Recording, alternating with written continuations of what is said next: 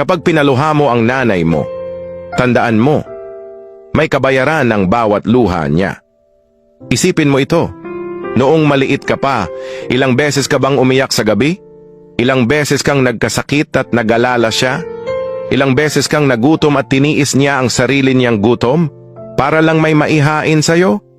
Pero ngayon, sino ang lumuluha? Sino ang nasasaktan? Ang nanay mong nag-aaruga sa'yo mula pagkabata. Sa bawat sigaw mo sa kanya, isang piraso ng puso niya ang nadudurog. Sa bawat pagwawalang bahala mo, bumibigat ang kanyang dinadala. Wala siyang ibang hihilingin kundi ang ikabubuti mo. Kahit sinasaktan mo siya sa salita, ipagdadasal ka pa rin niya. Kahit hindi mo siya pinapansin, ipagmamalaki ka pa rin niya. Pero tandaan mo, ang luha ng ina hindi basta-basta natutuyo. At ang isang pusong basag, minsan hindi na naibabalik. Darating ang araw, wala ka nang masisigawang ina, wala ka nang masasagutang magulang. At ang mas masakit, wala nang magmamahal sa'yo ng gaya ng pagmamahal niya.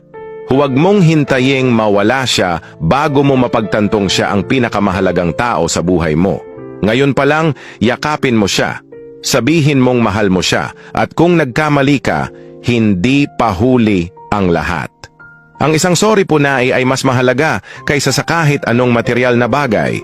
Dahil kapag ang isang ina ay lumuluha, ang mundo ng isang anak ay unti-unting bumibigat.